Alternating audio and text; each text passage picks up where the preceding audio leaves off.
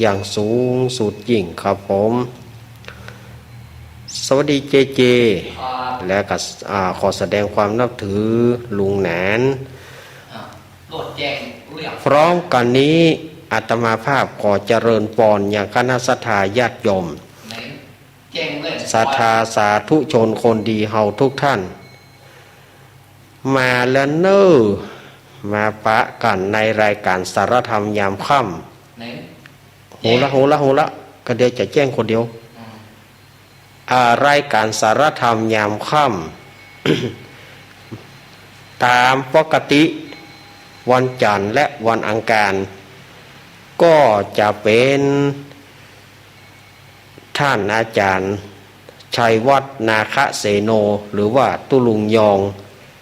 ตามปกติวันจันทร์วันอังคารแต่ว่าด้วยวันนี้เปิ่นติดศาสนกิจ เพราะว่า เปิ่นมีงานเปิ่นเป็กตุอีกที่วัดพระธาตุดอยน้อยแล้วก็เวลา3 โมงหลวงลุงก็ว่าโอ้บัดตอนละก็เลยโทรหาอาตมาแต่เจ้าว่าโทรอาตมาเมื่อตอนเที่ยงว่าขอแตนกำเนิดวันนี้นะอาตมาก็ฟังมาเนาะฟังมาดำเนินรายการสำหรับวันนี้แล้วก็วันนี้อาตมาก็คงจะอยู่กับศรัทธาญาติโยมชั่วโมงเดียวเพราะว่าช่วง4 โมงไปตังเปิ้นจะดับไฟอีกที่ตังสายปากตังเจริญเฮานี่นะการไฟฟ้าเปิ้นจะดับไฟที่ปากตังเจริญนี่ถ้าวิทยุดับไฟญาติโยมก็บ่ต้องสงสัยเนอะถ้าวิทยุมันดับไปนี่ก็แสดงว่าเปิ้นดับไฟเพราะเปิ้นแปลงแปลงไฟหน้าวัดนี่ประมาณ4 โมงแล้วก็4 โมงเกิงหรือว่าดีบ่ดีก็จะไป5 โมงประกำหูฉะนั้นอาตมาภาพก็คงจะอยู่กับศรัทธาญาติโยมประมาณ1 ชั่วโมงเนาะอันนี้ว่าไว้ก่อนนะถ้ามันดับไปโอ้ไฟอันมีอย่างออกได้เกิงเดียวก็ได้จะโทรไป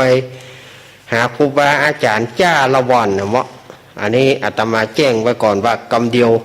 4 โมงหลังจากที่อาตมาลาคลื่นลุงโดมแล้วเพิ่นจะดับไฟกรรมแล้วกำหนดการเพิ่นจะมา4 โมงเกิงประมาณ4 โมงเกิงเพิ่นจะเปิดไฟมามันจะตานหรือไม่อันนี้เฮาก็ยังบ่ฮู้แต่เนาะถ้าว่าตานอาตมาจะมาเข้าแหมเกิงนึงแต่ถ้ามันบ่ตานก็ถือว่าโมฆะกันไป เนาะรายการสารธรรมยามค่ำนี้ก็จะมาปะกันวันนี้ก็ปะกับอาตมาภาพสามเณรรักปัญโยนันท์วัดสันเหมืองตำบลหนองล่องอำเภอเวียงหนองล่องจังหวัดลำพูนเป็นผู้มาดำเนินรายการรับผิดชอบมาตกมาแตนวันนี้ทางสถานีวิทยุแห่งนี้อันมีสถานีวิทยุคลื่นพระพุทธศาสนาการศึกษาและวัฒนธรรม 104.50 วัดฝ่ายหินตำบลสุเทพอำเภอเมืองจังหวัดเชียงใหม่โดยเมตตาธรรมของท่านอาจารย์ท่านพระครูสมุวิสุวัตวรกิจโจเปิ้นตั้งสถานี104เนาะแล้วก็สถานีวิทยุวัดพระบาทอุดมน้ำบ่อสาวาวัดพระบาทอุดมน้ำบ่อสาวาอำเภอฝางจังหวัดเชียงใหม่โดยเมตตาปรมีธรรมของหลวงพ่อสุจิตตานุรักษ์สถานีวิทยุธรรมะของชุมชนห้วยตองสักเรดิโอตั้งอยู่วัดห้วยตองสักตำบลขวงเปาอำเภอจอมตองจังหวัดเชียงใหม่โดยเมตตาธรรมของหลวงพ่อวาปีวรมานิตแล้วก็ท่านอาจารย์ชาวริชยวังโส สถานีวิทยุ 106.25 มนเสียงธรรมอำเภอแม่แจ่ม โดยเมตตาธรรมของหลวงพ่อมงคลวิสิทธิ์แล้วก็ท่านอาจารย์ชาวริศชยวังโสสถานีวิทยุ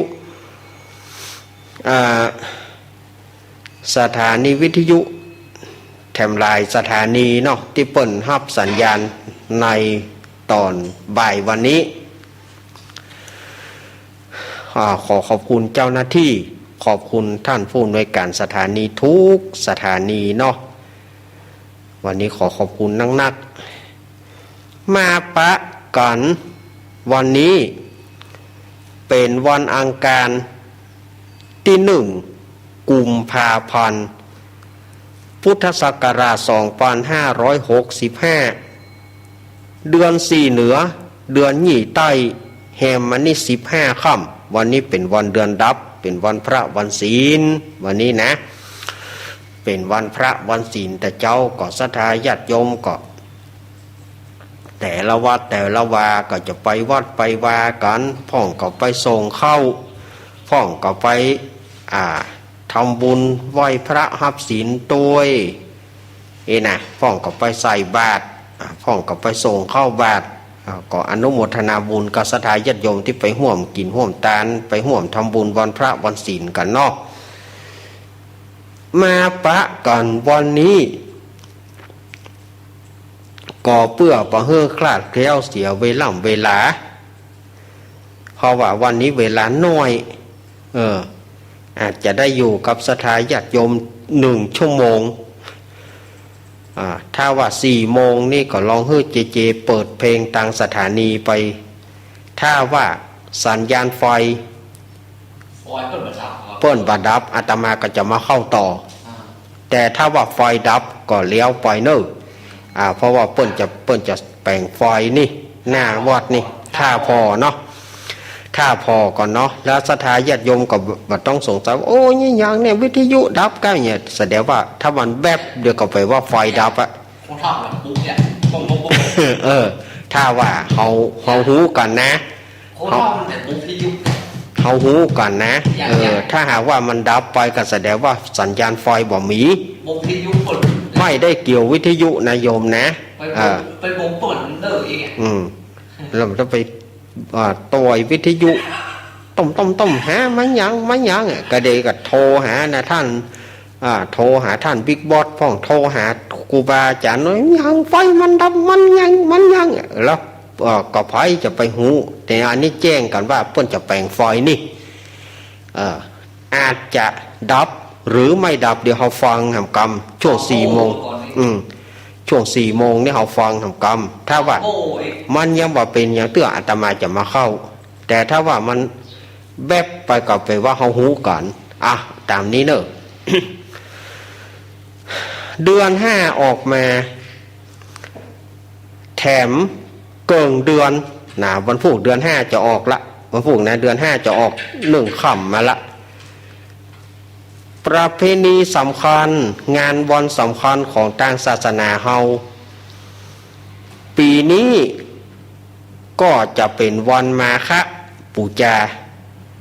ศรัทธาญาติโยมนะวันมาฆปูจา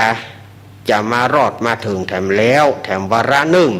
1ปีนี้ก็ตรงกับเดือน5เปงเหมือนเดิมเพราะว่าปีนี้มันเป็นเดือน10ตัวเดียวไม่ใช่อาทิตย์กมากแต่เป็นเดือน10ตัวเดียวปีนี้นะปี65นี่นะ โอ้วันนี้ก็ขอแสดงความยินดีสวัสดีปีใหม่พี่น้องชาวจีนกันเนาะวันนี้เป็นวันตรุษจีนเป็นวันปีใหม่ของพี่น้องชาวจีนพี่น้องชาวไทยเชื้อสายจีนนะตึงนังเกี้ยตึงนังเกี้ยตั้งหลายเนาะก็ช่วยกับนั้นหน่วยตึงนังเกี้ยนะเพราะว่าตึงนังเกี้ยตึงนังเกี้ยนี่ก็คือลูกครึ่งไทยจีนนะเพราะว่าตึงนังเกี้ยซินเจียยุอีซินี้หัวใช้กับพี่น้องชาวไทยเชื้อสายจีนเนาะซินเจียยุอีซินี้หัวใช้6 ลกซิ่วเพื่อศรัทธาญาติโยมชาวไทยเชื้อสายจีนแล้วก็ตลอดจนถึงศรัทธาบ้านเฮารวย มีความสุขความเจริญกันเนอหกลกสิวเนาะนั่นแหละวันนี้เอาภาษาจีนเข้ามาบวกด้วยนะ ว่าท่านอาจารย์แปลได้ก็แปลมาได้ แต่ว่าก็ความดีนั่นนะสวัสดีปีใหม่อ่ะบัดใจก็ใกล้เคียง แฮมบักกี้วันก็จะเป็นวันสำคัญแห่งพุทธศาสนาเป็นวันมาฆบูชานะปีนี้ก็ตรงกับเดือน5เพ็งซึ่งตรงกับวันที่16กุมภาพันธ์ปีนี้นะจะมาตรงกับวันที่16กุมภาพันธ์เป็นวันมาฆบูชาคือวันมาฆบูชาความจริงนั้นครูบาอาจารย์หรือว่าตัวอาตมาภาพ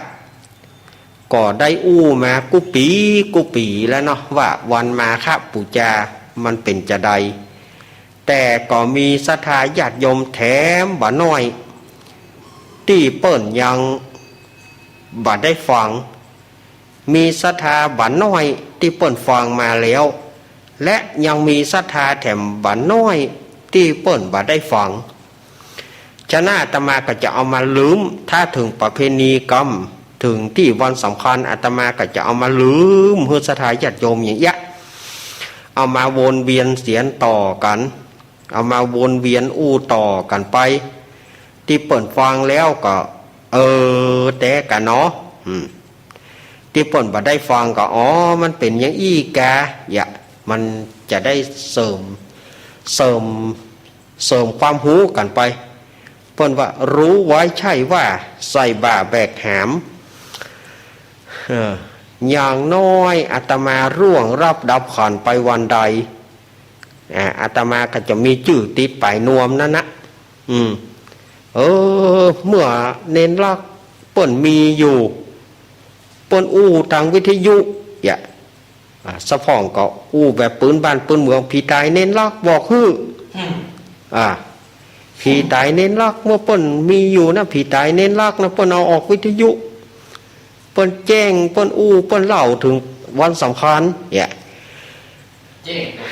อย่างน้อยเฮาก็มีชื่อติดป้ายนวมมันบ่ได้แจ้งนะเจแต่ความจริงก็เป็นความจริงนั่นนะแต่มันจะไปวันใดเฮาบ่ฮู้แต่ว่าเฮาก็ฝากความดีเอาไว้เฮาบัดได้แสดงว่าสะพ่องไปแจ้งตัวเก่ายังมันของยังอี้เฮาบ่ฮู้มันเป็นของที่เฮาบ่แน่วันนี้มานั่งอู้เจ็บพรุ่งนี้อาจไม่มีเราถ้ามีเฮาก็ไปว่าบุญเนี่ยมันสถานที่บัดถ้าไปตกใจของอย่างอี้มันเป็นได้และเป็นไปไม่ได้แต่มันเป็นได้ความเป็นไปได้เนี่ยมัน100%อยู่ละฉะนั้นเฮาก็ฝากความดีไว้เมื่อเฮายังมีลมหายใจอยู่อย่างน้อยเปิ้นก็จะได้ถึงเมื่อเปิ้นมีเปิ้นเอามาอู้ลู่เนี่ยมันก็อย่างเงี้ยสลับซับเปลี่ยนกันไปเนาะ ความหมายของวันมาฆบูชานี้ในสมัยที่องค์สมเด็จพระสัมมาสัมพุทธเจ้าของเราเปิ้นประทับอยู่ที่เวรุวนาราม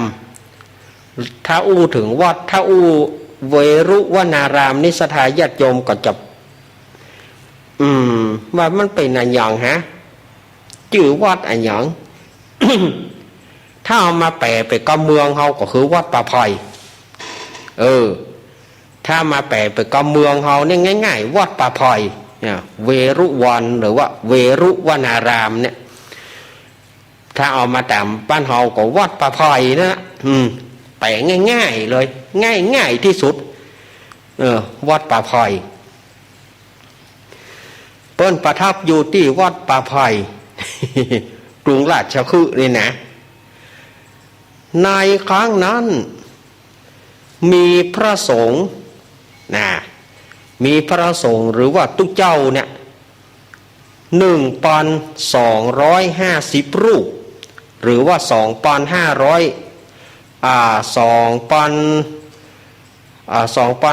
กว่าตน 2,150กะไม่ก็1,250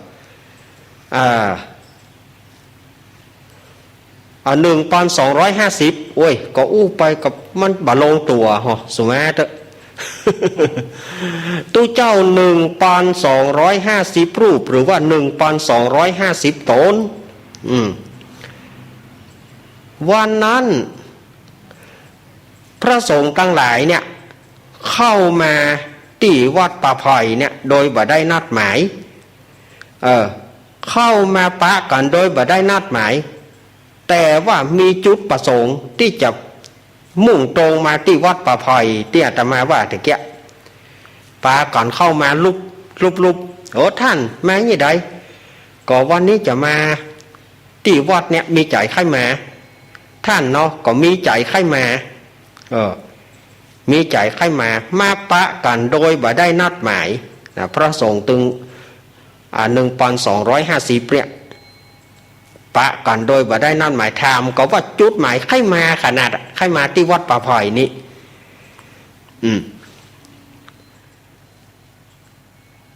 แล้วก็พระสงฆ์เหล่านั้น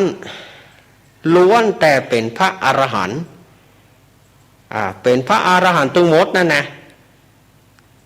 ล้วนแต่เป็นพระขีณาสพเป็นพระอรหันต์ล้วนแต่เป็นเอหิภิกขุอุปสัมปทาคำว่าเอหิภิกขุอุปสัมปทาก็คือพระพุทธเจ้าเพิ่นบวชให้เองที่ได้ใจคำว่าเธอจงเป็นภิกษุมาเถิดนั่นน่ะ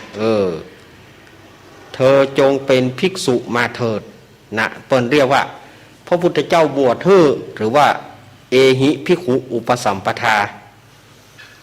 เมื่อมาประชุมจุมนุมกันแล้วองค์สมเด็จพระสัมมาสัมพุทธเจ้าเปิ้นก็ได้แสดงโอวาทปาติโมกข์แด่พระสงฆ์เหล่านั้นอันนี้คือที่มาที่ไปของความหมายคำว่ามาฆปูจามันเป็นวันเดือน5เพ็งวันนั้นเดือน5เพ็งเพราะว่าเป็นวันจตุรงคสันนิบาตฉะนั้นศรัทธาญาติโยมเฮาก็ถือว่าเป็นวันสำคัญแต่ส่วนมากคนเมืองเฮานี่คนเมืองเฮานี่คนตั้งเหนือเฮานี่นะบ่ค่อยหันความสำคัญของวันมาฆปูจานี่ต่อใดส่วนมากก็คิดว่าเป็นวันศีลธรรมดาบ่เป็นวันศีลนอกจากเข้าภาษาเอาภาษาอย่างบ้านเฮามันจะถือว่าปีใหม่เข้าภาษาเอาภาษาหยี่เปงที่เฮาถือเป็นลักนะที่ตั้งเหนือเฮานี่นะ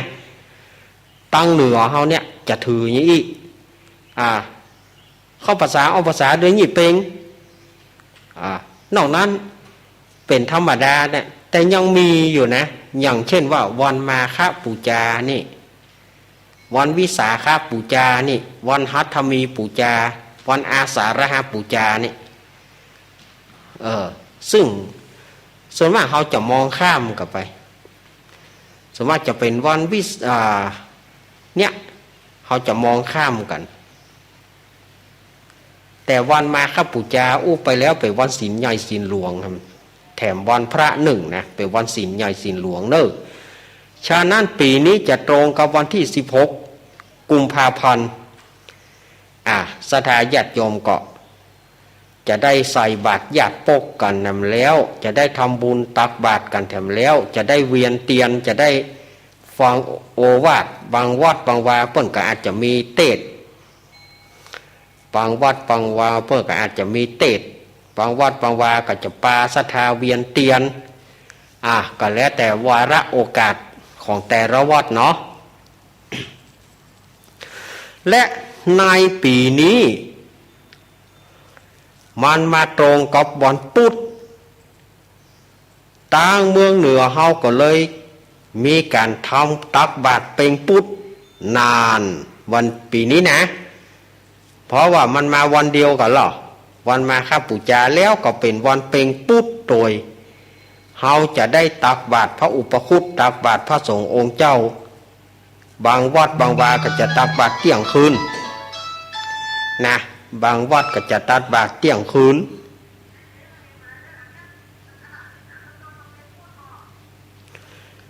อ่า วันนี้พอดีว่าแม่เพนว่าจะได้ตรงกับเป็นพูดพระเจ้าวันเดียวตรงกันพอดีพระเจ้าพิจารณาเด้อจะมาดูแล้วพูดเด้อเดี๋ยวจะอู้ให้ฟังเนอะแม่เพนเพื่อก่อท้วงมาว่ามันตรงกับเป็งปุดแม่นก่อแม่นละพอเดือน5ออกวันปุดเนาะเมื่อเดือน5ออกวันปุดฮอดวันเดือนเป็งก็ต้องเป็นเป็งปุดศรัทธาญาติโยมก็จะได้ตักบาตรแถมแล้วในเป็งปุดนั่นนะบางวัดบางวาเปิ้นก็จะออกตั้งแต่เที่ยงคืนบางวัดบางวาก็จะออกตี 1 ตี 2บางวัดบางวาก็จะออกตี 4ก็แล้วแต่ความพร้อมของแต่ละวัดแต่ละวา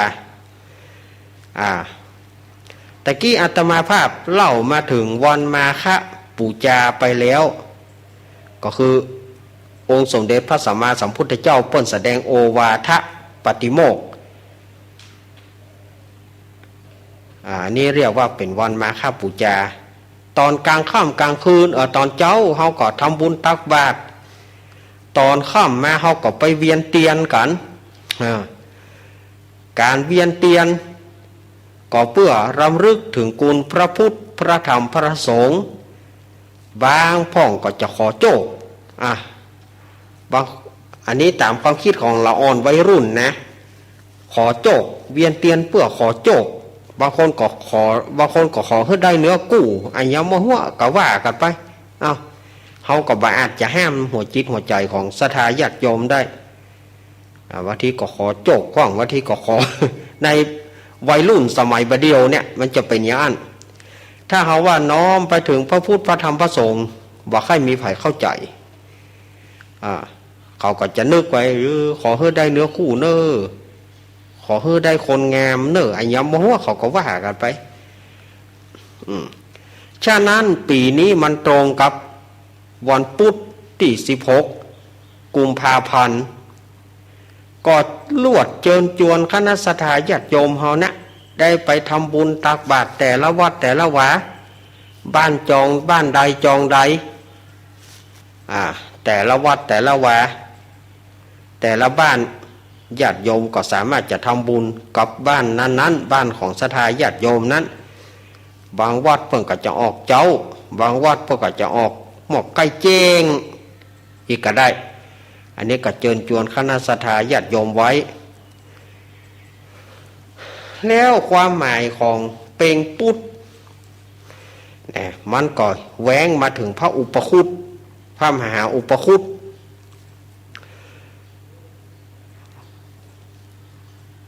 เปิ้นเล่ามาว่าพระมหาอุปคุตเนี่ยเป็นพระอรหันต์รูปหนึ่งที่มีเตจะอิทธิฤทธิ์เปิ้นไปอยู่เปิ้นไปจำพรรษาอยู่ที่สะดือทะเลปุ้นเปิ้นปลีกวิเวกนะเปิ้นปลีกวิเวกแล้วเปิ้นไป จำพรรษาเปิ้นบ่ได้จำพรรษาอยู่แต่ละวัดแต่เปิ้นไปอยู่สะดือทะเลเปิ้นปื้นปะปื้นทะเลปะดุอย่างเฮาอย่าไปได้ใหญ่มั้ยก็เดียวกันน้ำปดตบเนาะน้ำมาบังสึนามิกาอย่างกานี่เฮาอยู่ได้ใหญ่เนาะแต่เปิ้นอยู่ได้เพราะว่าเปิ้นเป็นตนบุญนะเปิ้นไปจำพรรษาอยู่ในสะดือทะเลในครั้งนั้นพระเจ้าอาโศกเปิ้นได้แปลงเจดีย์ก็คือได้แปลงพระธาตุไว้พระเจ้าอาโศกแปลงพระธาตุเจดีย์ไว้ 84,000 ปันหลังแปลงแตะแปลงว่าเนาะ 84,000 ปันหลังแล้วเปิ้นจะจัดปวยหลวงของพระเจ้าอาโศกนี้บ่ใจว่าจัดแค่วัน2 วันเปิ้นจัด7 ปี7 เดือน7 วันศรัทธาญาติโยมปัดเนาะจัดแตะจัดว่ากะ 7 ปี 7 เดือน 7 วันเอาอย่ามาเลี้ยงเขาไปล่ำไปเรือฮะหมอจำเริงนี่ม่วนเนาะหมอจำเริงนี่ม่วนแต่หมอจำเริงนี่นะดูตั้งกินนี่นะต้องไปทางใดแล้วหรอหมอจำเริงนี่เหมาะกำแล้วเปิ้นจะแปลงปอยหลวงยามนั้นพญามารก็คือพญาวัสวัสดีมารอยู่จันทร์สวรรค์จันทร์ที่6พุ่นนะพญาวัสวัสดีมารเนี่ยอยู่สวรรค์จันทร์ที่6พุ่นคือจันทร์ปรนิมมิตวัสวัสดีพุ่นพญาปรนิมมิตพญาวัสวัสดีมารเนี่ยอยู่บนสวรรค์จันทร์ปรนิมมิตวสวัสดีสวรรค์จันทร์นี้มี2 เขตเทวดาแล้วก็เขตมารเนี่ยสวรรค์จันทร์เดียวนี่นะมี2 เขตหรอเขตนี้เขตเทวดาเขตนี้เขตมารแล้วพญามารเนี่ยก็หูว่าพระเจ้าอโศกจะจัดงานจะจัดปอยหลวงพญามารก็เลยบอกว่าจะขอยุ่งกับเราคำว่ามารนี่จะแปลงดีนี่บ่มีแต่จะหื้องานนี่ยุ่งอย่างใดจะฮื้อเกิดลมพ่องจะฮื้อโคนตีกันพ่องจะฮื้อฝนตกจะฮื้อฟ้าเพี้ยฟ้าผ่าจะฮื้อหลังคาเขาปึ้งกะจะฮื้อขี้เหล้าตีกันกะจะฮื้อหมู่กองตีกันกะอีเกตีกันกะคือจะฮื้องานนี่มันบอกเป็นสุกภายใน7 ปี 7 เดือนนี่นะงานปอยหลวงของพระเจ้าอโศกหนาวแน่พญามารว่าเรื่องก็เข้าไปถึงพระเจ้าอโศก พระเจ้าอโศกก็แย่ใดเนี่ยงานเขาจะมีพญามารจะมายุ่งแย่ใดก็เลยเสาะหาว่าจะมีตนบุญไหนมาช่วยเขาพ่องหาพระอรหันต์ที่เป็นตนบุญที่จะปราบพญามารได้เนี่ยจะมีก็เอายามนั้นก็หาเขียมแล้วเนี่ยพระอรหันต์แต่ยังมีอยู่นะแต่เปิ้นบ่เอาเปิ้นบ่สู้เปิ้นบอกว่าเปิ้นบ่สู้กับมารเปิ้นบ่อยากจะสู้กับมารและแย่งใด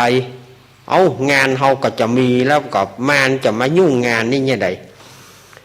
ก็ท่านก็ได้หูข่าวว่าพระมหาอุปคุตจำพรรษาอยู่ที่สะดือทะเลก็เลยให้พระอรหันต์ขอนิมนต์พระอรหันต์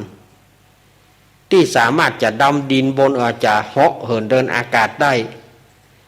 ป้นไปขอนิมนต์พระมหาอุปคุตเพื่อมาห้ามมารบอกให้มายุ่งพระอรหันต์เปิ้นก็ไปขอนิมนต์พระมหาอุปคุตเข้ามาที่เมืองพระเจ้าอโศกนั้นพระมหาอุปคุตเปิ้นก็ถามว่างานของพระเจ้าอโศกจะมีเมื่อใดจะมีวันเนี้ยจะมี2-3 วันเนี้ยจะมีละแล้วก็พญามารก็แน่จะยุ่งงานเนี่ยจะให้เกิดเรื่องต่างๆให้เกิดตีกันการลักของกันการย่ำตีนกันการสุมาเลยย่ำตีนกันการจะเกิดฝนเกิดลมฟ้าเพี้ยฟ้าผ่าพญามารจะยุ่งงานท่านพระมหาอุปคุตเปิ้นก็เลยเสด็จก็เลยเหาะมาจากสะดือทะเลเลี้ยวก็มาหาพญามารเลี้ยวก็ยับพญามารไว้ยับพญามารก็เอาซุกเข้าหลืบดอยนะสาญาติโยมเอาซุกเข้าหลืบดอยพุ่นเลี้ยวก็ยูดอย2 ลูก อายุดอยสี่ลูกเขาหนีบยูดอยถึงสี่ลูกก็เข้ากุ๊บกันนะเอายูดอยเข้ากุ๊บกันก็คือหนีบพญามารเอาไว้บ่เฮือได้ไปทางใดแบนหรือกล้วยปิ้งกันนะแบนขาแหลงแต่งหรือกล้วยปิ้งกันนะยูก็ลุบก็ปลายบะปอเอาพวงมาลัยหมาเน่า อันพวงมาลัยอย่างอื่นก็ยังปอว่าเนาะเอาพวงมาลัยเป็นหมาเน่านี่บ้าไม่อยากจะพูดเอาพวงมาลัยหมาเน่าเอาหมาเน่าเข้ากองคอพญามารเอาไว้ป้วนป่วยหลวงพระเจ้าอโศกแล้วเมื่อใดเขาจะมาแก้ฮืออันบอกวัน2 วันนี่เขาก็ไปจะตายและสถานยยมนี่7 ปี7 เดือน7 วันป้อเอาหมาเน่ามากองคอกันนี่นะพญามารดิ้นก็บ่ได้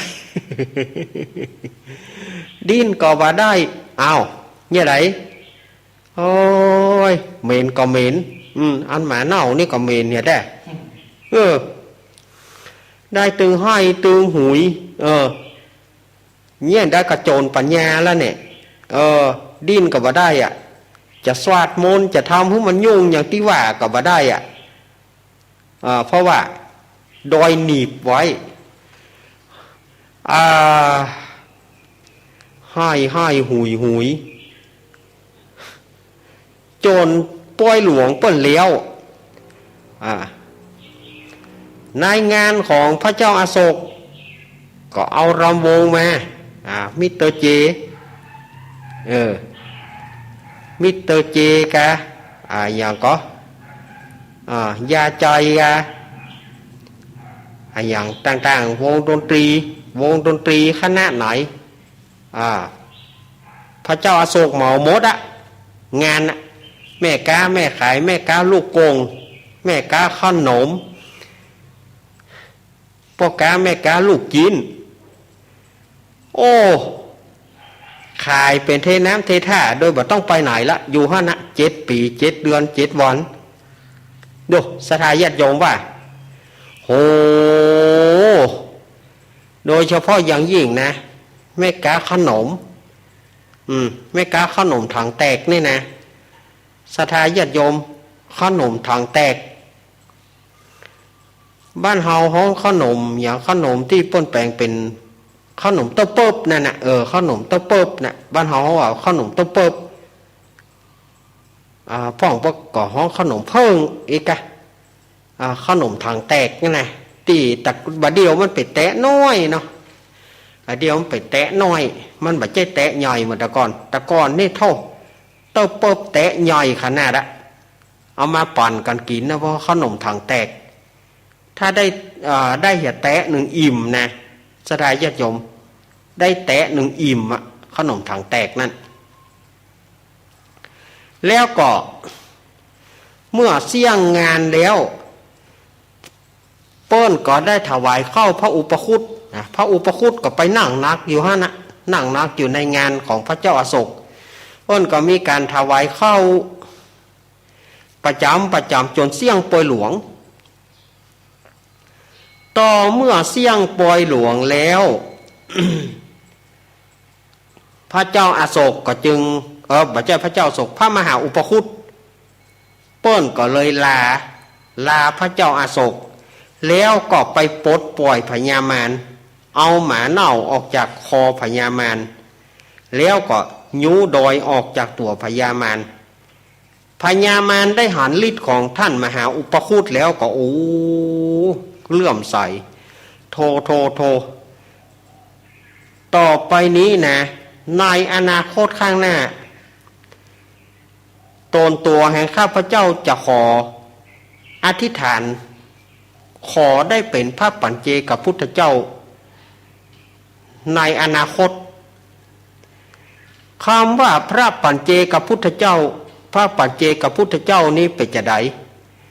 พระปัจเจกพุทธเจ้าก็คือพระพุทธเจ้ารูปองค์หนึ่งซึ่งเปิ้นตรัสรู้เหมือนกันแต่เปิ้นจะบ่สอนไผ เปิ้นเป็นพระพุทธเจ้าเหมือนกันนะแต่เปิ้นบ่สอนไผเปิ้นเฉพาะตัวเปิ้นนะเปิ้นเขาว่าปัจเจกบุคคลเปิ้นจะบ่สอนไผบ่สอนบอกว่ามนุษย์เทวดาเปิ้นบ่สอนไผสักคนนะเฉพาะตัวเปิ้นกุ้มตัวเปิ้นพอละบ่สอนไผ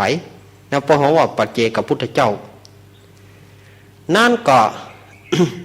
จึงเป็นที่มาที่ไปของถ้าเราจะมีปอยหลวงเราจะมีการใหญ่จะมีกินใหญ่ตานหลวงตั้งเหนือเขาเนี่ยก็จะปากันไปแห่พระอุปคุตกามว่าไปแห่พระอุปคุตเราก็จำลองเอาแม่น้ำสมมุติว่าแม่น้ำนั้นเป็นสะดือทะเลเขาสมมุติกันนะสมมุติว่าแม่น้ำนั้นเป็นสะดือทะเลแล้วก็สมมุติบะหินก้อนหนึ่งงามบะหินก้อนใดงามหรือเปิ้นสมมุติว่าเป็นองค์พระอุปคุตนั่นอันนี้ตั้งเหนือเขานะตั้งเหนือเขาตั้งเมืองเหนือเขานี่จะมีก็จะไปนิมนต์กันเนอะนิมนต์บะหินนั่นนะถ้าเป็นละอ่อนบะเดียวก็ว่าถ้าอาจารย์เนี่ยอย่างศาสนาพุทธงมงายนิมนต์บะหินเปิ้นสมมุติเปิ้นสมมุติว่าบะหินก้อนงามนั้นเป็นพระอุปคุตเปิ้นสมมุติแล้วก็เปิ้นก็มีการนิมนต์ขอเจิญขอนิมนต์มาเปิ้นก็มีการแห่แห่นแต่นแต่จากแม่น้ำนะมาแล้วเปิ้นแปลงห้านไว้เมื่อเปิ้นแปลงห้านไว้แล้วเปิ้นก็มีการเอาบาตรเอาอย่างไว้ที่ห้านนั้นหรือว่าหิ้งพระอุปคุตแจ้งมาเปิ้นก็มีการถวายเข้านะถวายเข้าบาตรถวายเข้าพระมหาอุปคุตจนเสี่ยงปอยหลวงเมื่อเสี่ยงปอยหลวงเมื่อปอยหลวงจบแล้วก็แห่ไปส่งถือได้ว่าพระมหาอุปคุตช่วยงานนี้สำเร็จลุล่วงบ่มีการตีกันบ่มีฝนบ่มีลมบ่มีฟ้าเพี้ยฟ้าผ่านั้นเปิ้นก็เลยยึดถือตั้งแต่นั้นเป็นต้นมาอันนี้คือว่าพระมหาอุปคุตมาช่วยงานปอยหลวงแล้ววันพุธนั้นเปิ้นก็บางตำราเปิ้นก็บอกว่าเปิ้นได้หันพระอุปคุตเนี่ยเปิ้นมาปลอมเป็นเนนน้อย สุมาเนอเปิ้นมาปลอมเป็นสามเณรน้อยแล้วสามเณรน้อยเปิ้นมาในกลางคืนศรัทธาญาติโยมเปิ้นหันเปิ้นก็เปิ้นก็เลยปากันตักบาตรเนนน้อยแล้วเนนน้อยก็หายไปเปิ้นก็เลยเชื่อว่าเป็นพระมหาอุปคุตมาบิณฑบาตมาบิณฑบาตในใกล้แจ้ง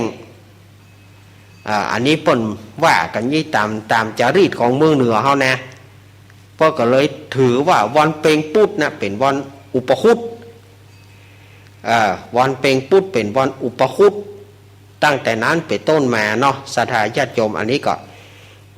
กับศรัทธาญาติโยมว่ามันเป็นอย่างเนอมันเป็นอย่างเนอนี่นะเนี่ยอาตมาก็ฝากชื่อฝากเสียงฝากสำเนียงเอาไว้ วันไหนอาตมาบ่มีแล้วเจ้าหน้าที่เพื่อก็จะเปิดเนี่ยได้ยินก็เน้นลากเปิ้นเล่าแน่มันก็จะสืบกันไปถ้าอาตมาบอกอาตมาเป็นแบบหูเฉพาะตัวเก่าแล้วก็ดับไปเหียก็มันก็บ่มีความหมายละอาตมาร่วงรับดับขันไปมันก็บ่มีความหมายละเพราะตายก็ตายแล้วก็ตายเลยอีท่านเนาะเอาง่ายๆนะตายแล้วก็ตายเลยแต่ว่าณปัจจุบันนี้เปิ้นบัลละแต่ละสถานีนี่จะบันทึกเสียงกันไว้บันทึกละไว้บันทึกละไว้เพื่อว่าบ่มีเฮาแล้วกาเปิ้นก็จะเอามาเปิดเนี่ยเปิ้นได้เล่ามานี่กว่าม่วนแต่ไผพี่ตายเน้นลักนะกะเมื่อเปิ้นมีอยู่นี่ เปิ้นจะเปิดบ่หัวเฮาหูแล้วเฮาไปเว้นๆละเฮาก็หัวถ้าเปิ้นเปิดก็สาธุก็เปิ้นบ่เปิดก็สาธุคำว่าได้เปิ้นบ่เปิด อ่ะว่ากันอู้กันเอาม่วนเนาะศรัทธาญาติโยมจะไปถือไปตือกันสะพ้องว่าอาตมาเน้นรูปนี้อู้บ่ม่วนอู้บ่มีหางเสียงอู้บ่มีอู้บ่สำรวมก็เนี่ยใดมันมาอย่างอี้เห็นแล้วจึงอาตมามาหวานอาตมาตึงบัดจ้างอาตมาตึงอู้ไว้แล้วอาตมาหวานบัดจ้างจะมาอู้เนิบแนบอาตมาตึงบัดจ้างอาตมาอู้ตามปื้นเมืองอย่างเอี้ยเสียงมันมาอย่างอี้ ท่านผู้ฟังนะท่านผู้ฟังที่เปิ้นทวงแหมเปิ้นว่าอู้กับบ่สำรวมไข้หัวกับบ่สำรวมบ่ก็เนี่ยใหญ่มันหนอก็มันมาอย่างอี้แล้วเนี่ยใดมันหนอก็มันมาอย่างอี้ปั๊บเอากะก็ปั๊บแล้วปั๊บแถมมันถึงได้ตะเอียมันได้ตะเอียเฮืออาตมาอู้เนิบแนบก้อยน้อมน้าวเหมือนครูบาอาจารย์หลายๆรูปอาตมาบาจ้างบาจ้างอันนี้ขอทำความเข้าใจเถอะอาตมาได้ตะเอียปอละยังไปฝืนไปอย่างมันน่าทุเรศถ้าไปฝืนก็ได้เหมือนกันแต่มันบ่น่าดู ถ้าไปฝืนมันก็บ่น่าดูมันน่าทุเรศเขาปล่อยมันตามธรรมชาติบ่ปล่อยให้มันเป็นอี้บ่มันจะดีอะบ่เขาบ่ต้องไปฝืนบ่ต้องไปหย่างมันนะบ่ก็เนี่ยใดมันน่ะมันได้ตะอี้ก็เอาตะเอี้ยบ่เนาะก็ดีแล้วลูกเขาก็ดีแล้วเหรออาตมาก็กลัวว่าช่วงที่สองนี้อาจจะได้จัดหรือบ่ได้จัดเหลือเวลาแถมเหลือเวลาแถม10 นาทีอาตมาจะลองเปิดสายพอเนาะเอาเต้าที่เวลามันมีนะได้ตะใดกับตะอ้านนะอาตมาจะเปิดสายกำเนาะเพราะศรัทธาญาติโยมเปิ้นจังฟังแล้วโอ้ท่านบ่ได้เปิดสายถ้าเกิดว่าอาตมาบอกเปิดสายไปก็ง่อมแฮมะเดี๋ยวอาตมาจะเปิดสายช่วงนี้เพราะว่าศรัทธาญาติโยมที่อยู่ทางที่ฟังทางขึ้นลุงโดมเพื่อก็จะได้มีโอกาสที่จะได้โทรตัวถ้าอาตมาไปเปิดแถมบื้นนี่ก็มันแบบอาตมาแบบแน่นอนเนาะโทรมาหาอาตมาได้เลยเนอะไ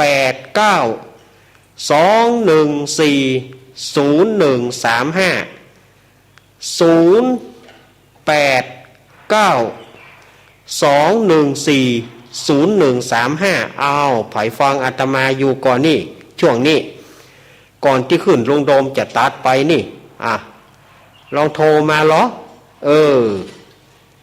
เอาดักปิ้งแสดงว่ามีไผโทรมากันนี่แสดงอย่างดักปิ้งแสดงว่ามีไผฟังเฮากันนี่เป็นโทรมาดึงหั่นมีอยู่หั่นเจริญปอน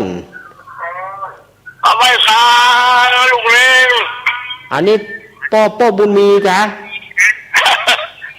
ครับเจ้าเก่าเจ้าเดิมป้อบุญมีเจ้าเก่าเจ้าเดิมครับทำเน้นทุกสารทุกคืนนี่แหละเมื่อคืนบื้นแถมเนอครับคืนบื้นก็เอาน้ำมนต์ครับวันที่1เราโชคดีเด้อขอให้เราดีไปโชคโชคดีเหมือนกันเนอะป้อบุญมีเนอะยินดีป้อบุญมีเนอะครับยินดีป้อบุญมีเนอะเอาไว้ซะป้อบุญมีเมืองกลางมาแล้วป้อบุญมีป้อบุญมีเปิ้นว่าโอ้ป้อมปล่อยป้อจะเกณฑ์ครัวพ่องกันบุญก็เกณฑ์สั่งนะป้อมีนะป้อบุญมีว่าป้อมปล่อยป้อว่ามีชื่อป้อเกณฑ์สั่งว่ามีกันบุญก่อน อ่ะ0892140135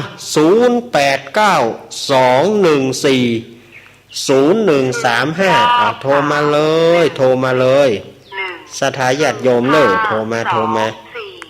เจริญปอน มาตรการครับปุ๊บครับ หลวงตา ที่ยังหลวงตา หลวงนมัสการเข้าหลวงตา อูดี ครับ ใจเลย ครับ ใจจุเลย สะใจเนาะ ใจดี ครับผม มาที่ว่าเขาหน้าดีแล้วเราว่ามากๆหน่อยเดี๋ยวเราก็กลับบ้านเราแล้ว ครับผม บรรยากาศครับ ครับนมัสการเข้าหลวงตาเนี่ยโอ้หลวงตากิดปางโม่เปิ้นฟังอยู่เฮ้ยหลวงตาขอบคุณเนอะหลวงตาเนอะหลวงตาเพื่อสอนเช้าค่ำสอนย้ำให้ทำแต่ความดีเจริญปอน แกไม่สาเจ้าลูกเนน แม่สีทอน เจ้า โอ้เออ ชัดเจนนี่นะลูกเนน ชัดเจนดีนะ แต่ช่วง4 โมงนี่ยังไม่มั่นใจเนอะแต่เมื่อคืนบื้นนี่แน่นอนละ กำลังใจแม่เจ้า ขอบคุณแม่สีทอน เจ้ากำลังใจเจ้า ขอบคุณนักแม่สีทอนเหลือเวลา2 นาทีแม่แฮม2 สายแฮม2 สายอาตมาห้ำ2 สายเจริญปอนไหว้สาครับเน้น ป่อน้อยชาน ครับ น้องเจดีน้องสุวรรณวิหารไม่เอา คณะแม่มานไปยังเบอร์ไปทำกิจเกิดมันมีการมีงานเนาะ น่ากะ นี่ก็ดีการทำงานนี่มัน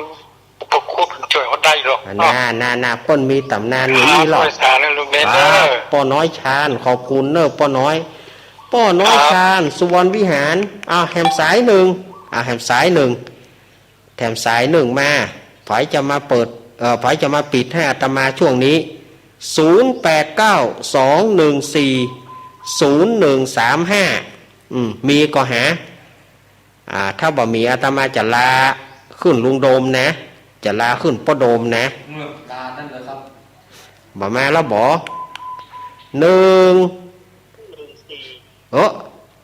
เดี๋ยวพ่อสร้างแบบนี้ ป้อเหยอีป้อบ่ได้ปิดให้ลูกหลานนี่บ่ได้บัดตานละบัดตานละป้อเหยในช่วงนี้อาตมาภาพจะขอลาคลื่นลุงโดมก่อนเนาะคลื่นป้อโดมก่อนเนาะขอลาช่วงที่ มอบไฟฟ้าแบบต๊อกนะ อาตมาจะลาเมื่อเจว่าเข้าใจนะเปิ้นจะดับไฟนะก็ดับไฟไหนกายังเดินเนาะไหนกายังดังดับไฟอาตมาภาพก็ขอลาคลื่น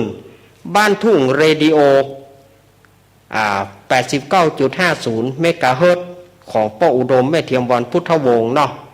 ที่เปิ้นถวายเวลาให้1 ชั่วโมงซินเจียยุอีซินี้หัวใช้เนอป้ออุดมเซงลี่ห่อเนอรวยเนอป้ออุดมเนอแล้วก็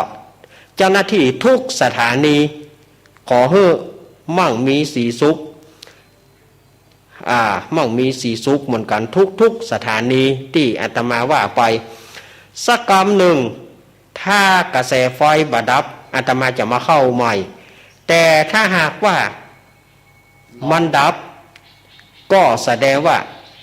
งานนี้ก็ไม่ได้เจอละก้อยปะกันเมื่อคืนบื้นญาติโยมจะเอาน้ำมนต์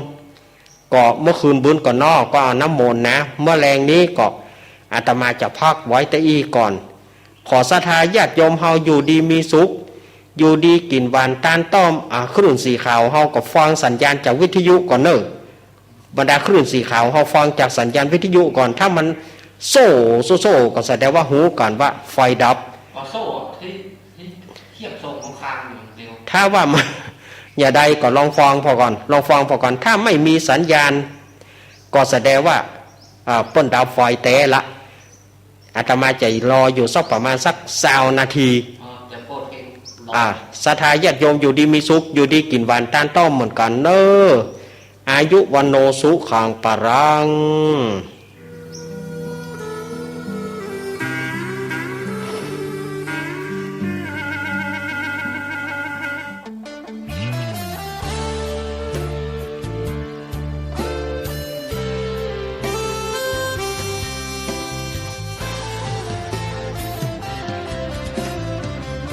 เจ้ามามือเปล่าจะเอาอะไร เมื่อตอนเจ้าไปเจ้าก็ไปมือเปล่าเช่นกัน ชื่อเสียงหยดลาบหากเอาไปไม่ได้สักอัน แล้วใหญ่ยื้อแย่งแข่งขันก็ป่วยกันฆ่าฟันตัดรอนเงินทองตามส่งแค่โรงพยาบาล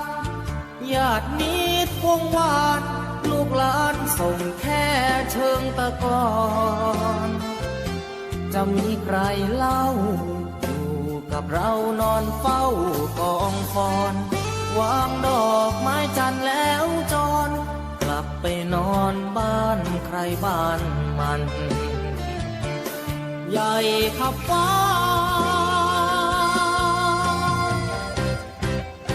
แต่ยังเล็กกว่าฟ้าลงตึกโตโอทง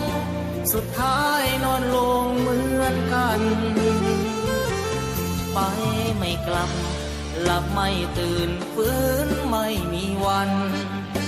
ชีวิตหลังความตายนั้นนรกสวรรค์ยังรอบาปบุญดีชั่วติดตัวเมื่อตายเงินทองมากมายคนเอาไปไม่ได้หรอกน้อร่างนอนแน่นิ่งไม่ไหวติ่งเหมือนดังต้นตอตราสังมัดแขนผู้คอไฟไม่หงิกงอเป็นเท่าวีคม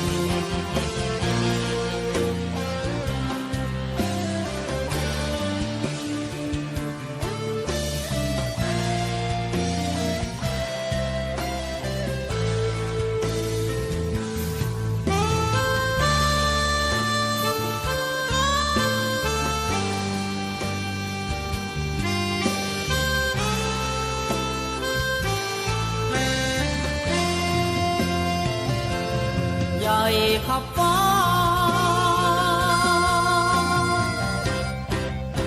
แต่ยังเล็กกว่าฟ้า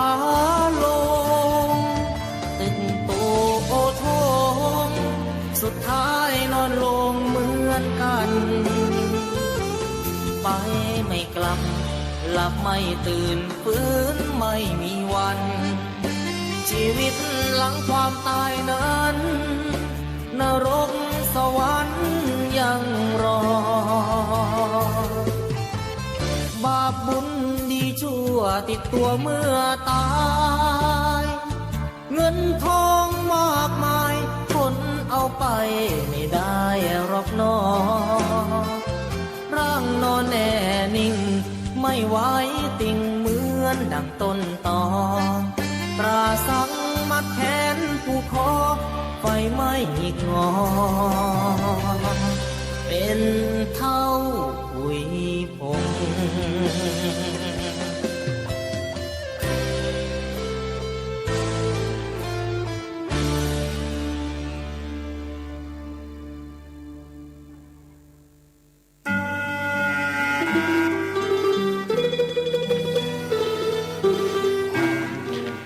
เอาละศรัทธาญาติโยมสาธุชนทั้งหลายทีแรกอาตมาก็ว่าจะพากไว้เจก็ว่าเสียดายเวลาเอาไปว่าจัดไปก่อนถ้ามันดับก็ไปว่าหูกันนะอู้ไปก่อนตึกไหนกับตึกห้านเสียดายเวลาวิทยุจะเงียบเหมาะถ้ามันแบกไปก็แสดงว่าไฟมันดับแต่เนอะศรัทธาญาติโยมเนอะ มาปากันในช่วงที่2ของรายการสารธรรมยามค่ำขอบคุณเนอะ อันนี้ก็มีป่อบุญมีเมืองกลางแล้วก็ป่อน้อยชาญแม่สีทอนตะกี้นะเข้ามาตะกี้โอ้ก็อาตมาก็นึกว่ามีไผ่ฟองและอีแปลว่าเปิ่นฟองเขาอยู่ อนุโมทนาเนอะมาเข้ารายการสารธรรมยามค่ำวันนี้กับมาแตนหลวงลุงชัยวัดเปิ่นเนาะแล้วก็เมื่อคืนบื้น สุมาเตอะเมื่อคืนบื้นเป็นรายการของอาตมาธรรมะเพื่อชุมชนคืนบื้นก็ญาติโยมที่จะเอาน้ำมนต์ก็เหมือนเดิมนะเนอะคืนบื้นนะ สุมาเตอะ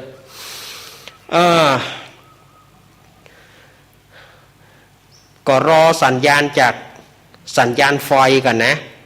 วันนี้อาตมาก็จะอู้ลือทีแรกอาตมาก็ว่าจะเอาละครมาเล่นก็มันได้หูเหรอว่ากระแสไฟยังบ่มั่นคงเตื้อเดี๋ยวเขาอู้ก่อนไปจิปะทะก่อน อู้ก่อนไปจิปะทะก่อน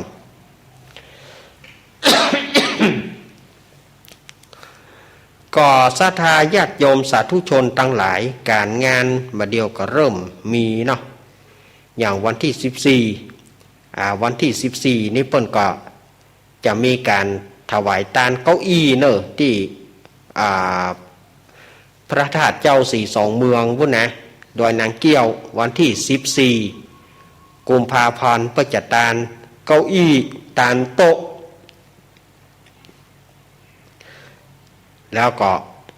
แฮมกอมกับวันที่18-19มีนาคม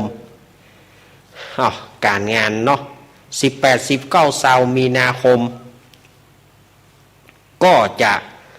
เป็นงานเฉลิมฉลองเป็นงานยกชัดพระธาตุเจดีย์สลีสองเมืองแล้วก็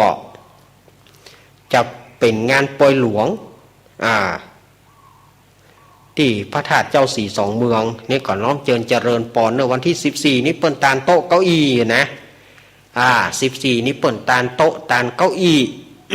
มาหนังตังอี้นะคนเมืองเขาว่ามาหนังตังอี้ตานโต๊ะตัวตานเก้าอี้ตัวเนี่ยกับศรัทธาญาติโยมก็ไปร่วมทำบุญกันเด้อตามที่อาตมาได้ประชาสัมพันธ์นี่นะแล้วก็ที่วัดอาตมาภาพก็วันที่16เมษาตรงกับวันปากปีพอดีเนาะบางที่พวกก็ถือว่าเป็นวันพญาวันบางที่พวกก็ถือวันปากปีตามจารีตถ้าเป็นกำปื้นเมืองก็เป็นวันปากปีที่วัดอาตมาภาพก็จะมีประเพณีส่งน้ำพระธาตุพระเจดีย์สลีสันเหมือง ในวันเสาร์ที่ปีนี้ตรงกับวันเสาร์ที่16เมษายนก็จะจัดกันบ่นักบ่หนาศรัทธาญาติโยมจัดกันภายในนั่นนะแต่ว่าถ้าบ่เอิ้นเชิญชวนศรัทธาญาติโยมก็ศรัทธาญาติโยมก็จะว่าแต่โอ้เปิ้นหยังถึงบ่อู้กันเนาะบ่เอิ้นใส่กันบ่บอกทางวิทยุบ่แน่เห็นนะก็บอกเอิ้นเชิญชวนศรัทธาญาติโยมไผจะมาร่วมกินร่วมทานกันมีอันหยังก็เอามาห่อมากินด้วยกันเพะห่อมากินด้วยกันข้าวต้มขนมเนอะข้าวต้มขนมก็ได้ไผจะแกงโฮมาก็ได้ ไผจะแกงโฮมาก็ได้เพราะว่าห่อนึ่งจึงมีอยู่ลูก เนาะห่อนึ่งจึงมีอยู่หรอกเนาะแกงโฮมาซุปมากินด้วยกันเหมือนปี่เหมือนน้องเนี่ยม่วนอกม่วนใจศรัทธาญาติโยมบ่มาร่วมกินร่วมทานกัน16เมษายนที่วัดสันเหมืองวัดของอาตมาภาพเนอะอันนี้ก็แจ้งไปเนาะ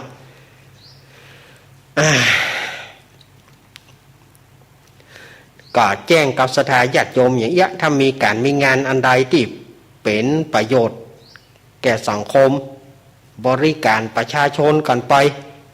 อาตมาก็บริการเถอะถ้าอันใดที่มันบ่มีในมืออาตมาก็บ่สามารถจะประชาสัมพันธ์ได้ถ้าประชาสัมพันธ์ไปมันบ่ตรง ก็ยุ่ง มันบาตรงก็ยุ่ง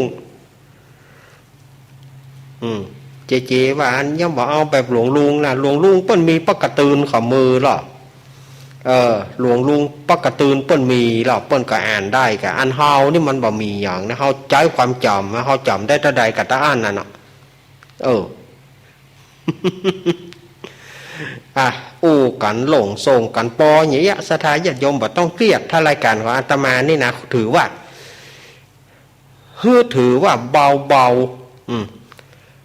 บาสมองก็แล้วกันบ่ต้องไปคิดมากบ่คิดมากมันก็เจ็บหัวนะยิ่งบ่เดียวซ้ำหายสถาญาติโยมสถานการณ์โควิดนะโควิดบ่ใช่มีสายพันธุ์เดียวเหรอมะค่ะแตกคะแนนกันบ่เดียวนี่เดียวต้ามันต้องบอกว่าเดียวต้ามันกำเดียวมันก็ไปละบ่เดียวนี่มีเหรอมะไอ้เนี่ยก็โอไมครอนไม่แค่เนี่ยโอไมครอนไม่แค่เนี่ยมาแถมละเขาว่ายิ่งกว่าเดียวต้าก็เดียวต้าเพราะต้องบอกว่าเดียวต้ากำเดียวมันก็ไปละบอกว่าเดียวต้าอีอ่ะกำเดียวกับปลายสุดดำละมีละเฮาจะอย่างไรก็ป้องกันตัวภัยตัวมันนะสถาญาติโยมแบบเดียวนี่นะเฮาก็บ่จ้างจะอู้อย่างไรเปิ่นแบบเดียวนี่เฮากลัวเปิ่นก็เปิ่นกลัวเฮาแบบเดียวนี่นะเฮากลัวเปิ่นก็กลัวเฮาย่านเปิ่นก็ย่านเฮาเนี่ยได้ฉะนั้นเฮาก็อันใดที่เฮาไปได้เฮาก็ไปอันใดที่เฮาไปบ่ได้เฮาก็บ่ต้องไปก็ขึ้นอยู่กับญาติโยมนั่นนะเนาะ บ่มันอย่างอี้นะมันเฮาอู้กันอี้มันอู้กันหลงส่งกันปอสถาญาติโยมบ่เครียดไม่เครียดไม่เจ็บไม่จนวันนี้ขอศรัทธาญาติโยมบ่ต้องไปสนใจอย่างวันนี้นะวันนี้เป็นวันดีเป็นวันปีใหม่ของจีนเอาก็สิ่งดีเข้าตัวท่านนะเดี๋ยวนี้เฮาบ่มีเชื้อสายเฮาบ่ได้เป็นเชื้อสายก็เปิ้นเฮาได้กินขนมเค้งก็เปิ้น เฮามีเชื้อสายจีนเฮาได้กินนั้นขนมเค้ง มันเราหมดได้ขนมเค้งเหนียวก็เหนียวอีก เนาะมันไปลำตรงไหนขนมเค้งเหนียวก็เหนียวอีกอันฝ่ายใส่เขี้ยวใหม่เนี่ยจะไปกินแต่ปีที่แล้วก็ที่ออกข่าวคนเท่าแกนขนมเค้งอยู่อยากกินขนมเค้งวะถ้าอยากแกะใส่ตุ้งเค้งน้ำโหแกนอึกอักลูกหลานตบหลังอย่าได้กับบะโลงตายไปอย่าสถาญาติโยมเพราะว่าแกนขนมเค้งแกนเดียวมันเหนียวเนาะถ้าก็ฟังมุกมากมาหมูนี่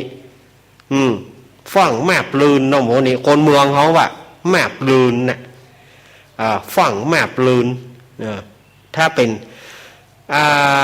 อย่างก็ถ้าเป็นตั้งภาษาภาคกลางพวกเขาว่ากินแบบมุมมามเนี่ยบ้านเฮาเขาว่ามาบลืนนะมาบลื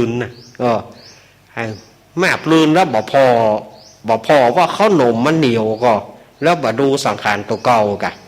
จะลมมาบลืนน้ำก็บ่เอาเอมไปมี ที่งานวัดไฟหินกำแรกอาตมาว่าจะเอาผู้สูงอายุกินขนมโกมาคิดปล่อยคิดมาเอาคนเฒ่ามาตายหาห้อมหาหูบ่ได้กะเกิดมาเอาคนเฒ่ามาแกนขนมมาตายก็ดีอย่างก็ดีอย่าไปโตดแล้วนะเลยยกเลิกบ่เอ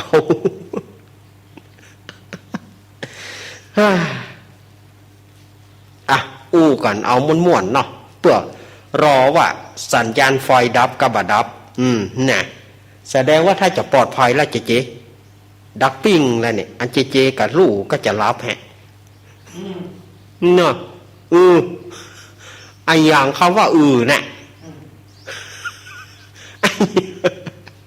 อันอย่างอ่ะคำว่าบดายน่ะ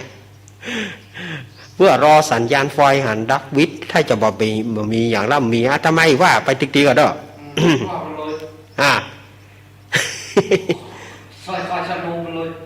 เนี่ยสถาญาติโยมอันนี้ วันนี้ก็ขอเป็นวันเอี่ยวของพี่น้องชาวจีนเอี่ยวก็ฮึสนุกเนอวันนี้เป็นวันเอี่ยวเพื่อนนะเอี่ยวฮึสนุกเนอเวลาจุดเตียนก็ดีจุดอย่างก็ดีก็พอพ่องบัดเดี๋ยวนี้มันถือว่ามันหน้าหนาวแต่มันก็เป็นยามแล้งถึงมันจะเป็นหน้าหนาวแต่ว่ามันแห้งนะหน้าหนาวนี่เขาต้องไปพออย่างพอผิวตัวเก่านี่เถอะพอผิวตัวเก่าเนี่ยมนขลกตกมันแห้งอ่ะพอผิวตัวเก่าก็หูอ่ะมันตึงไปดีจูดีเอาอย่างมันแห้งนะฉะนั้นต้องระมัดระวังพ่องระวังฟืนระวังไฟเวลาจุดตูบจุดเตียนจะไปเผลอบางคนเผลอรับไปเตียนโก่นใจอันนั้นนี่ไหม้ไป เสียทรัพย์สินแต่ละปี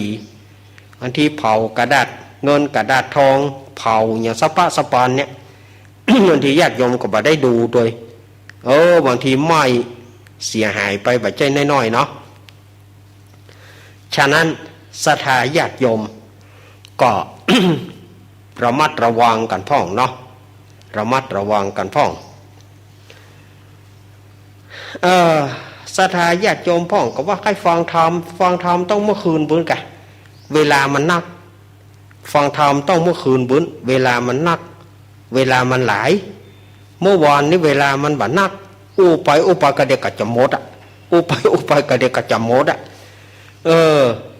มันเวลามันก็ทั้งที่มันก็เต่ากันนะถ้าอู้ถึงการเวลาก็เต่ากันนะศรัทธาญาติโยมเต่ากันนะแต่มันก็แปลกนะพอเขาอู้มันติดลมเอาเข้าหมดแล้ว แล้วปีนี้ปีใหม่ท่านอาจารย์ปีใหม่เมืองเฮาวันที่อย่างแต่ก็ตามจารีตที่ทอยเฮาก็13 เมษาแต่ปีนี้ตรงกับวันพุธที่13 เมษาปีนี้นะตรงกับวันพุธที่13 เมษายน14เป็นวันเน่าเป็นวันพัด15วันพญาวัน16วันปากปีอันนี้ศรัทธาญาติโยมเปิ้นถามมาว่าปีใหม่เนี่ยวันที่อย่างนี้อาจารย์แจ้งมาแล้วปีใหม่เมืองเฮานี่นะก็ตามเดิมนั่นเนอะ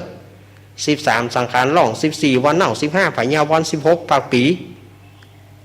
ก็ตามเดิมที่เฮาถือกันนั่นนะแต่ที่เปิ้นถือกันที่เปิ้นว่าเอา14สังขารล่อง15วันเน่า16พญาวันก็แล้วแต่เปิ้นอาตมาว่ามีวันศีลหลายวันมีวันตาลหลายวันเนี่ยอาตมาว่าม่วนดีลูกของกินมันบ่ได้ไปญาติไปยูกันมันบ่ได้ไปญาติไปยูกัน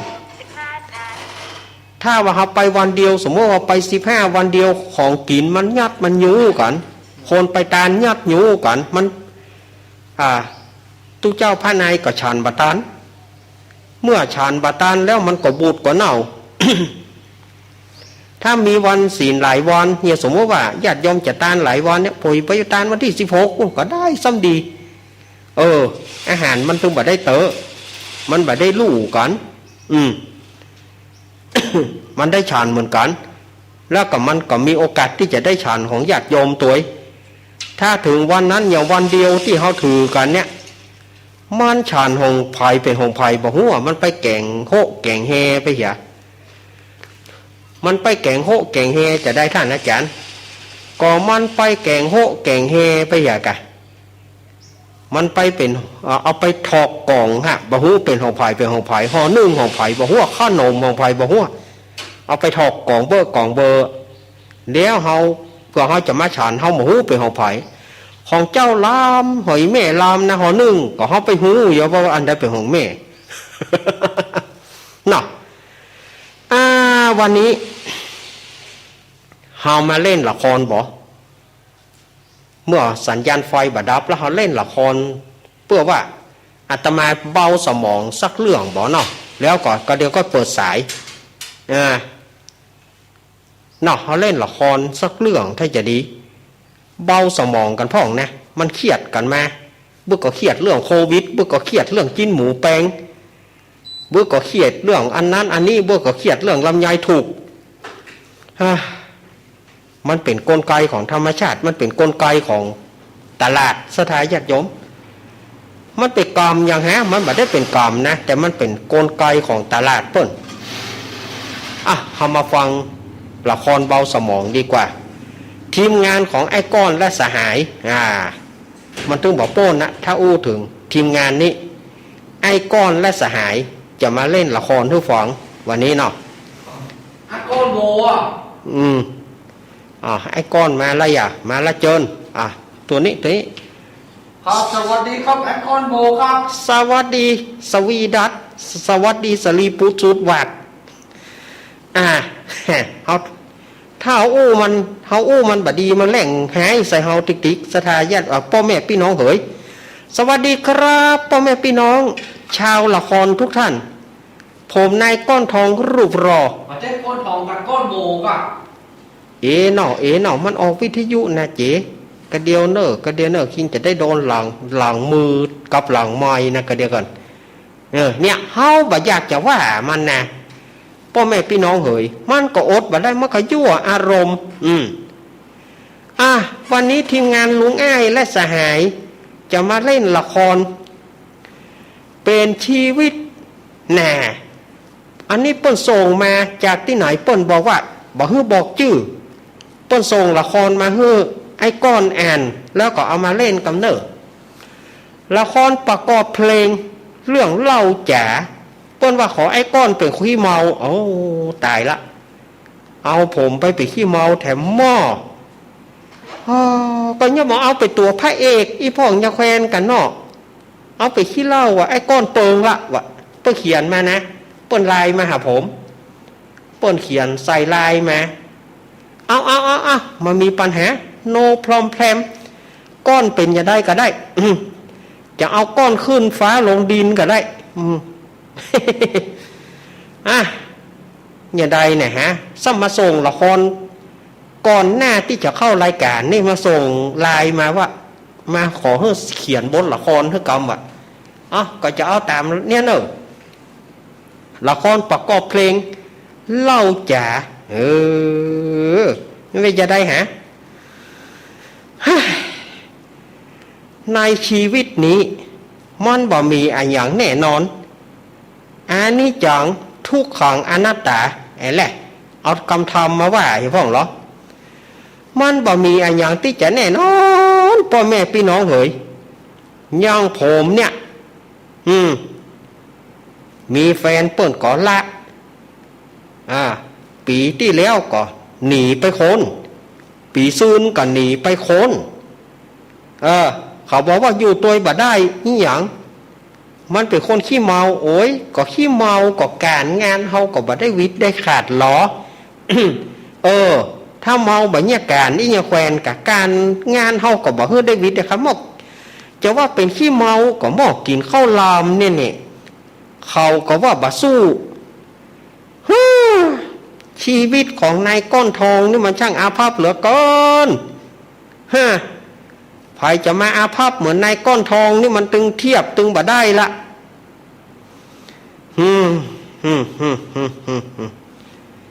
ชีวิตนี้ใช้นี่อย่างเดียวชีวิตอันบัดซบล้มเหลวชีวิตอันบ่มีแก่นสาร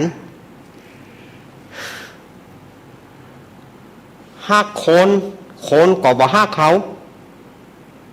จะเนี่ยจะได้เนี่ยแล้วบ่ฮื้อเฮาเมาได้จะได้ฮักคนเปิ้นก็บ่สนใจเฮาเปิ้นก็ว่าเฮาบ่ดีหนีเฮาไปอยู่กับคนอื่นเหี่ยหมดก็มุนะวัตติโลโกสัตว์โลกย่อมเป็นไปตามกรรมวิบากกรรมบ่สวะกรรมบ่วางโคตรละลูกบ่จ้างใจเนี่ยใดมันมีในบักก้อนนี่หมดไปหาอีป้อก็ว่าบ่ดีคิงกินเหล้าไปหาอีแม่ก็ว่า หน้าคิงก็ลวกแต่คิงเป็นคนขี้เมาก็เนี่ยใหญ่มาหนอกไปหาตู้เจ้าก็ว่าหนีวะเนี่ยใดก็เขาจะไปเอี่ยวบ่ได้ก็บ่ฮื้อเอี่ยววอดบ่ต้อนรับขี้เหล้าแต่อีลำเหลือก็กำก็ขี้เหล้า2กำก็ขี้เหล้าเว้ยปอเปิ้งไปสักคนน่ะนี่มาหาเหล้าดีกว่าหาเนี่ยเหล้าจ๋าบ่มีไผจะซื่อสัตย์แล้วเต้าเธอฉันฮักเธอฉันจะอยู่กับเธอแน่เนอะเหล้าจ๋าต่อไปนี้บ่ฮักไผแถมแล้วฮักคนก็ยุ่งไอ้เจ๊ก็บอกให้เข้าบ้านว่าจะไปเข้าบ้านผมมาเนอะอย่างนี้เปลืองเหล้าไอ้ผมเหลือไว้น้อยเดียวกว่าจะกินป้านก็ว่าเจว่าจะกินนักลูกโอ้สุมาต้องเอาอากาศไว้ใส่ละอ่อนไว้เอาสุมาเปิงมันรู้แต่เนาะบ่ฮักไผ่แหมแล้วต่อไปนี้นะฮักกันเหล้าอย่างเดียวสระเอหอรอสระอาไม่โทนั่นนะเป็นภาษาน้ำเหล้าอย่างพ่อครูสายทองว่านะกะมันตึงบ่มีอย่างตึกมันต้านะต่อไปนี้นี่เขาจะอยู่กับเหล้าอย่างเดียวมอตลวตายกระจ้างมันเนี่ยชีวิตของคนขี้เหล้านายเขาก็ว่าคนขี้เหล้าก็เหล้ากะเหล้าจ๋าหมอกใดล้ำเหลือก็หมอกใดล้ำเหลือ USB driver mode มาเขาว่าบดีกะ